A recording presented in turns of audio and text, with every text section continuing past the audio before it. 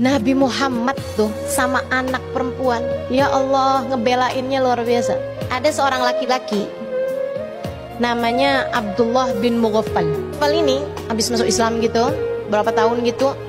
Para sahabat bilang, saya nggak pernah deh ngelihat Abdullah bin Mughaffal senyum, sampai nggak pernah tahu senyum dia tuh kayak gimana gitu. Sedih aja terus mukanya. Mukanya kelihatan selalu bersedih. Nabi Muhammad sampai penasaran. Satu hari Nabi Muhammad panggil dia, duduk di hadapan Nabi. Nabi nanya, ma ahzanaka ya ibnal Mughaffal, kenapa ya saya tiap lihat muka kamu tuh selalu sedih Ibnul Mughaffal? Boleh nggak kamu kasih tahu, wahai Abdullah bin Mughaffal, apa yang bikin kamu tuh selalu sedih? Abdullah bin Mughaffal ditanya kayak begitu, tambah sedih.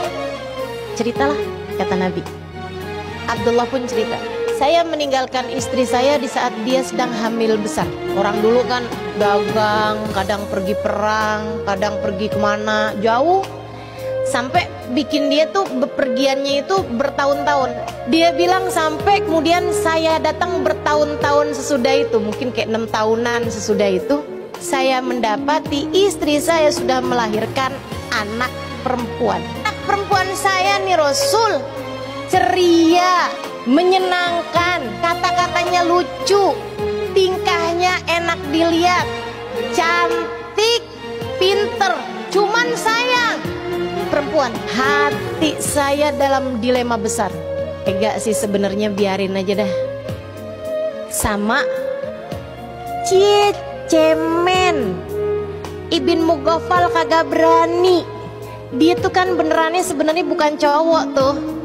Dia nggak berani nguburin anak ceweknya. Dan keegoisan serta kekerasan hati saya membuat saya nggak bisa tahan terhadap hinaan dan cacian dari kaum saya. Hingga satu hari saya pun memutuskan, saya bilang sama istri saya, dandanin anak saya. Istri saya udah paham. Waktu saya bilang dandanin anak saya, dia bilang, istri saya udah bilang, jangan dong Abdullah, jangan dong. Bilang istri saya dengan rasa takut dan gak berdaya, dia pun kemudian mendandani anak saya. Dimandikannya dia, dipakaiinnya baju yang bagus, diikatnya rambutnya, kemudian diajarkannya kalimat kepada anak saya itu. Saya pun bawa anak saya. Anak saya pertamanya nggak terlalu paham. Kemudian sampailah saya di sebuah bukit yang dimana orang-orang di kampung kami biasa menguburkan anak perempuannya hidup-hidup di situ. Dia bilang, saya pun mulai menggali. Waktu saya mulai menggali itu sempat ada beberapa tanah yang nyangkut di jenggot saya dan anak saya membersihkannya. Datang nurani di hati saya. Saya sempat pikir, jangan deh Ibn Mughaffal, jangan deh, kesian bener anak kamu. Tapi tiap kali perasaan itu datang, saya segera membunuhnya. Dengan saya terbayang cacian, makian, ledekan, hinaan dari orang di kampung saya. Dan saya rasanya tidak mampu menanggungnya. Saya pun tarik tangan anak perempuan saya. Dia mulai faham. Dan saat itu juga dia berteriak dengan kalimat yang diajarkan oleh ibunya. Dia bilang, ya abi dhayya'tal amanah, ya abati dhayya'tal amanah. Ayah, jangan kau sia-siakan. Bagaimanapun saya adalah amanat untukmu. Saya amanatmu. Ayah, saya amanatmu. Dhayya'tal amanah, dhayya'tal amanah.